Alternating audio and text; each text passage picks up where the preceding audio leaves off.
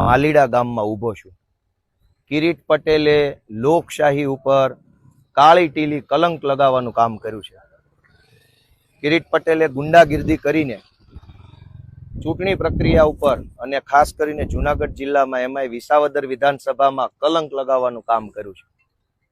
આ વિસાવદર વિધાનસભાના ઇતિહાસમાં ક્યારેય બીજી વખત ચૂંટણી નથી થઈ, પણ આજે આ માલીડા ગામમાં બીજી વખત મતદાન ચાલે છે। આજે 21મી તારીખ જૂન મહિનો। દોસ્તો, 19 તારીખે જ્યારે મતદાનનો દિવસ હતો ત્યારે હું આ પંથકમાં આ ગામમાં હતો, અને આગળ કરિયા ગામમાં હતો, એની આગળ વાઘણિયા ગામમાં હતો।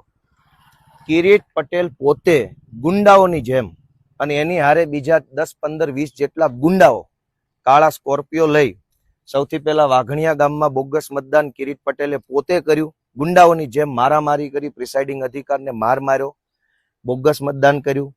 વાઘણિયાથી આગળ નીકળી કરિયા ગામમાં કિરીટ પટેલ અને એના ગુંડાઓ આવ્યા। કરિયા ગામની અંદર પણ બૂથમાં ઘૂસી જઈ પ્રિસાઇડિંગ અધિકારીએ ગાળી ગલોચ કર્યો, મારામારી કરી।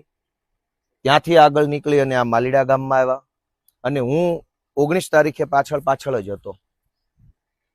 હવે સમજવાનો પ્રશ્ન એ છે કે લોકશાહીની દુહાઈ આપતા, ભારત દેશના નામે મોટા મોટા નારા બોલાવતા ભાજપના માણસો કેટલા હલકી માનસિકતા ધરાવે છે એનો એક દાખલો જુઓ કે આ માલીડામાં આજે બીજી વખત મતદાન થાય છે।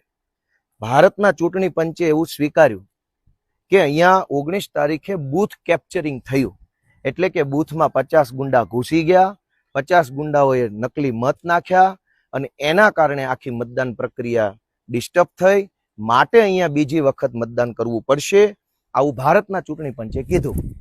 પણ જૂનાગઢ જિલ્લા પોલીસે મારી જાણમાં છે ત્યાં સુધી, અત્યારે જ્યારે આ વિડીયો બને છે ત્યાં સુધી મેં બધે ફોન કર્યા, જાણકારી મેળવી, કદાચ થઈ પણ ગઈ હોય, પણ મારી પાસે માહિતી નથી કે આની FIR થઈ ગઈ। ભારતનું ચૂંટણી પંચ સ્વીકારે છે બૂથ કેપ્ચરિંગ થયું, બૂથની અંદર કેમેરા છે, એ કેમેરામાં કિરીટ પટેલ પ્રેસિડેન્ટ પ્રમુખ અધિકારીને, પ્રિસાઇડિંગ ઓફિસરને માર મારતા પકડાઈ ગયો છે, છતાંય FIR નથી થઈ। અને FIR થઈ હોય તો હમણાં અહીંયા અંદર બીજા પોલીસ વાળા સાહેબ બેઠા છે, અને મેં પૂછ્યું હતું FIR ની કાંઈ અપડેટ છે ખરી? એટલે એને બહુ મામૂલી એવી હા પાડી। એટલે મેં એને પૂછ્યું કે નામજોગ થઈ છે કે અજાણ્યા વ્યક્તિઓ સામે? એટલે પછી એને એવું કીધું કે મને કાંઈ ખબર નથી, લગભગ અજાણ્યા હશે।